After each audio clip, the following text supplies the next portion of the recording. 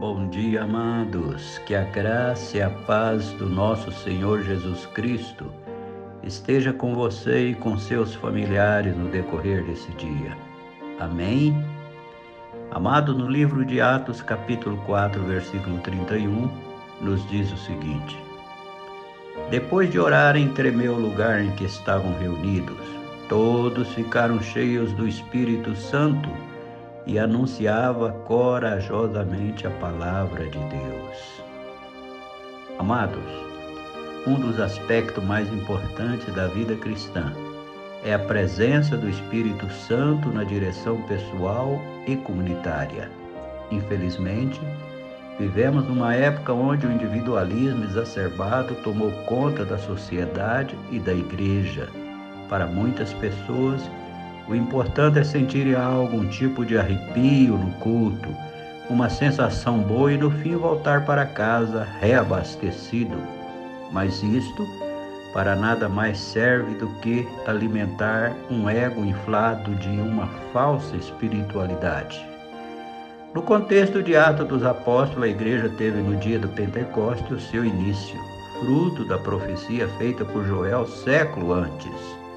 E tão logo houve a manifestação do Espírito, esses crentes desenvolveram uma fé em Cristo com aspectos impressionantes.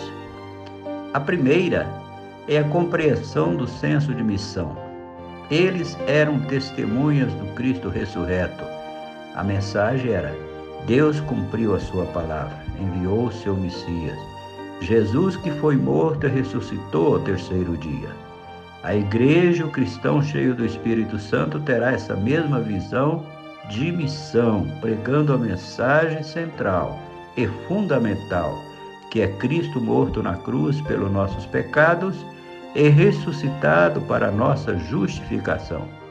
Infelizmente, hoje muitas pregações usam forte sentimentalismo, falam de tudo, menos da essência do Evangelho. São pregações sem o Espírito, palavras vazias de uma fé inócua que não produz nada. Mas há um segundo aspecto, que é a resiliência diante da perseguição. Quando olhamos o texto, vemos que Pedro e João tinham sido presos, investigados e ameaçados por terem anunciado a Jesus. Mas isso não os abalava, pelo contrário, eles se sentiam alegres. E quando contaram isso à igreja, todos se alegraram e oraram.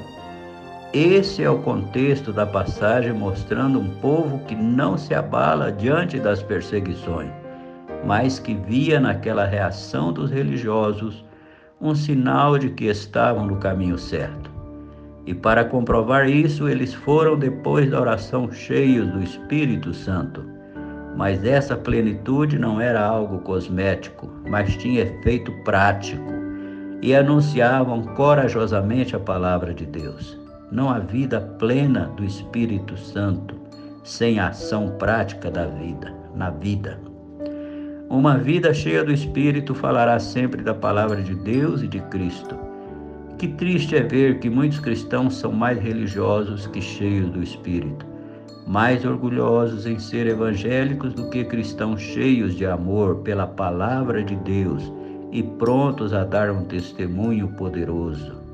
Que nesse dia nós possamos relembrar o dia de Pentecostes e que possamos pensar em voltar à palavra, ao Senhor ressurreto, anunciando com simplicidade: Ele ressuscitou.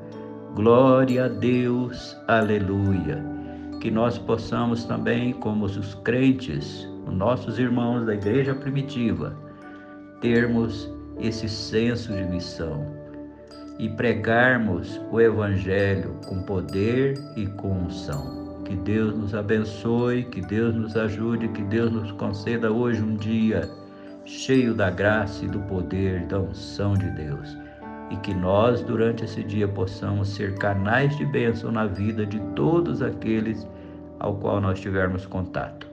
Esse texto maravilhoso foi escrito pelo nosso querido pastor Gilson Souto Maior, pastor que está cumprindo essa ordem de Jesus, fazendo missão lá na França. Um beijo no coração de todos.